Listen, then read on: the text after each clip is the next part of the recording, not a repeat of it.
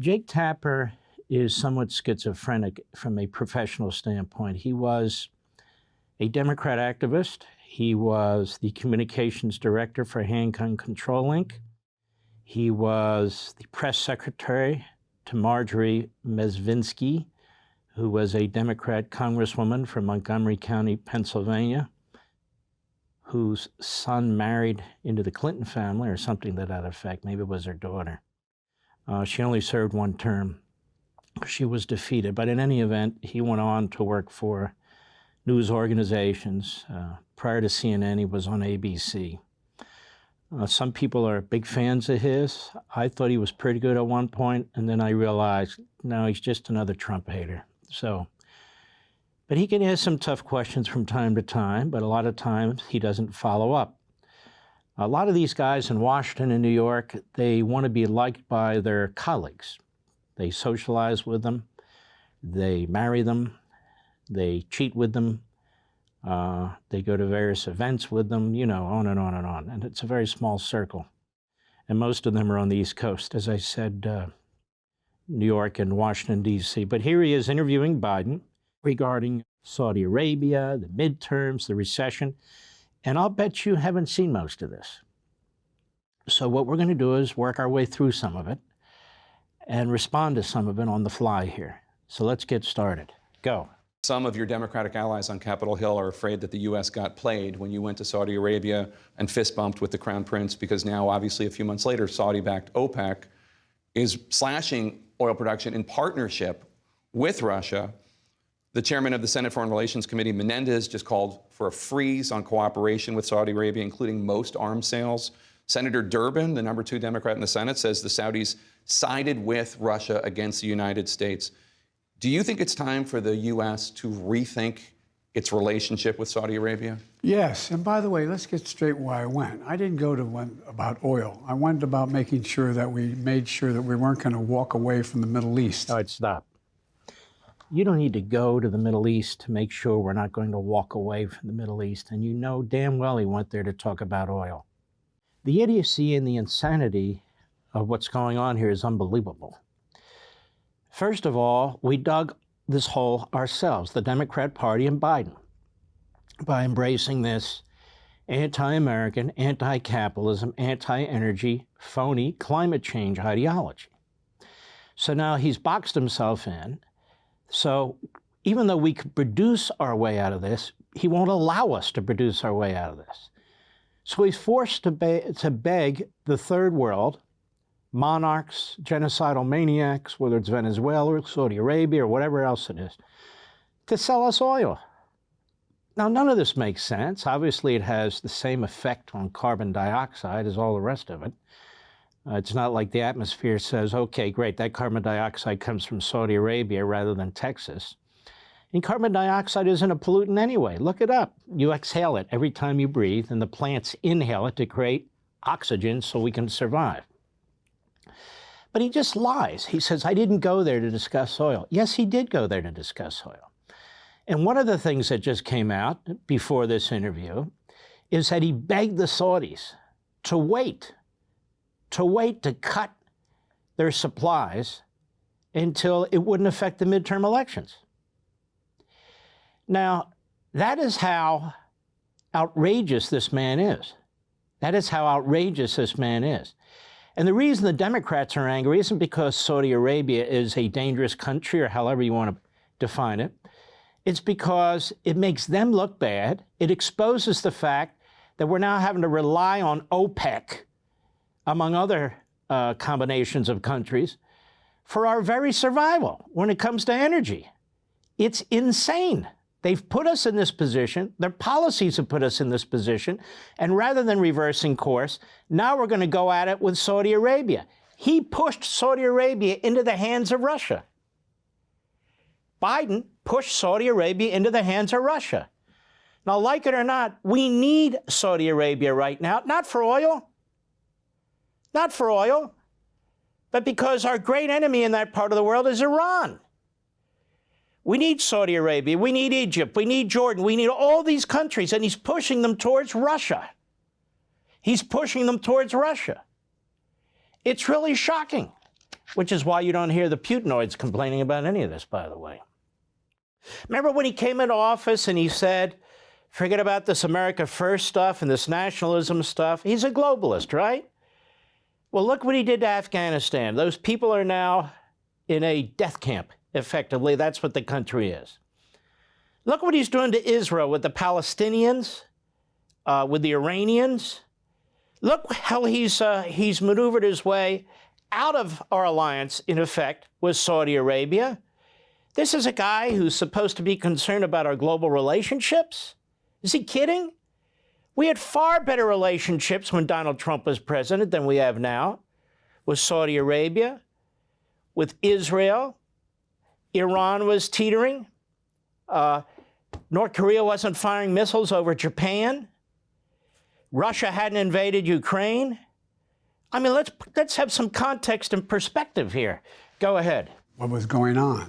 And by the way, today I just got off the telephone with the president I got off the phone with the Prime Minister of Israel and the President of Lebanon.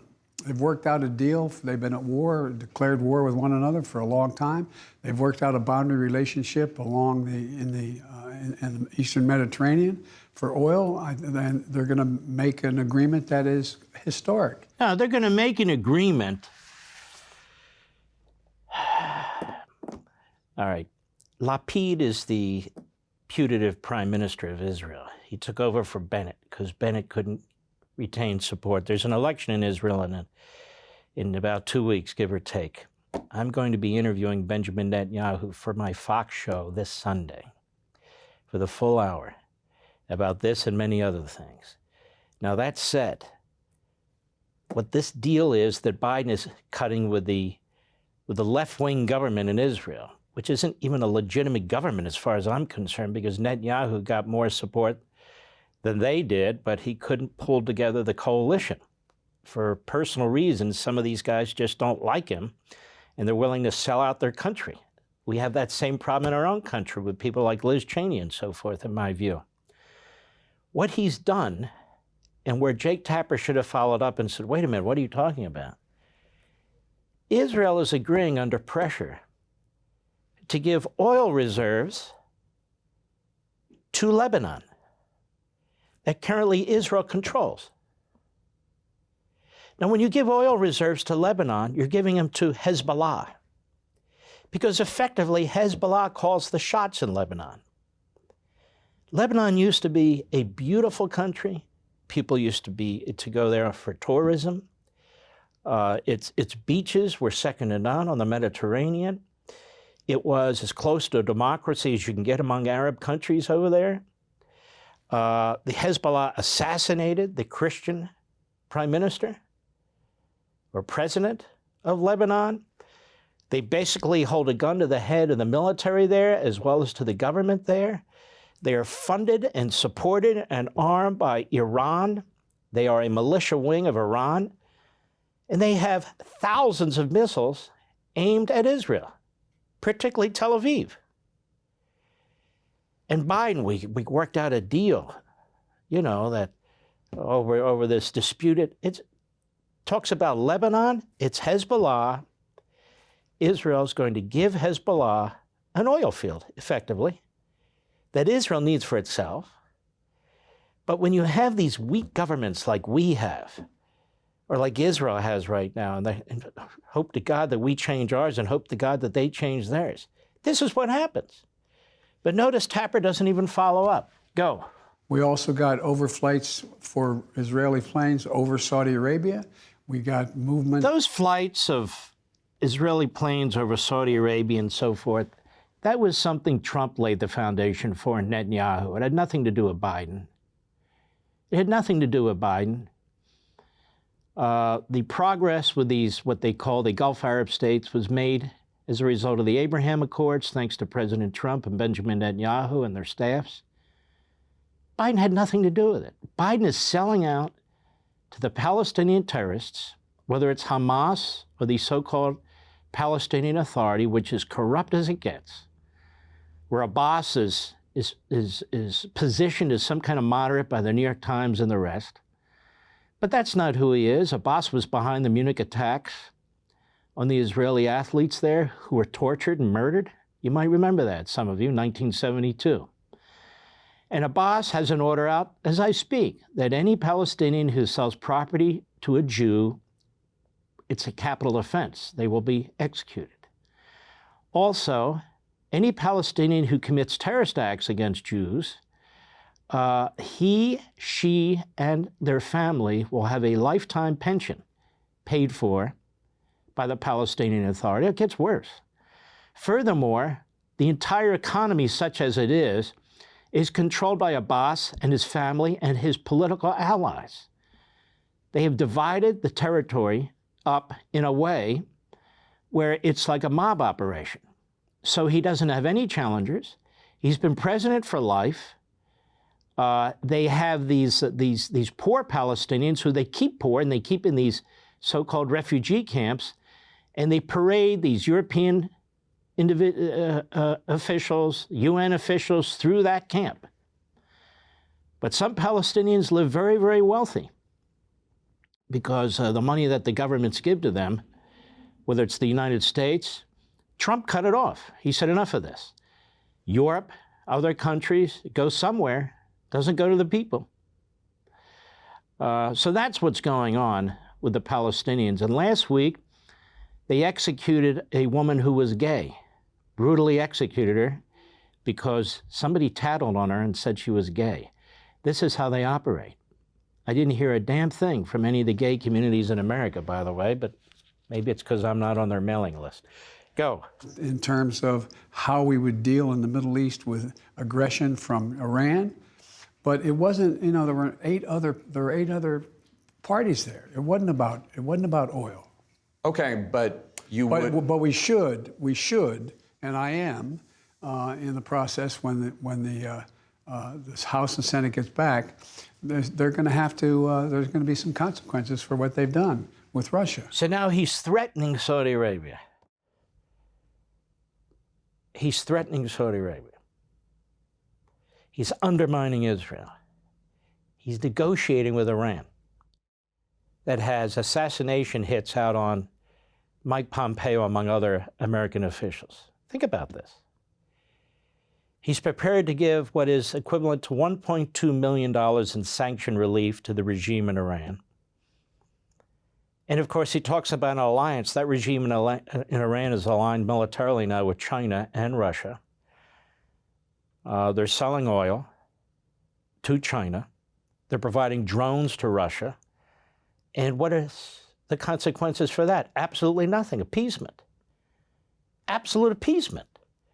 So this is their policy in the Middle East, which is incoherent. He's just offended, you see, because here's an election. His policies are ass backwards. Joe Biden has pushed policies. Some of his governor friends, like Newsom, have pushed policies which make it impossible for people on fixed incomes or low incomes to make ends meet.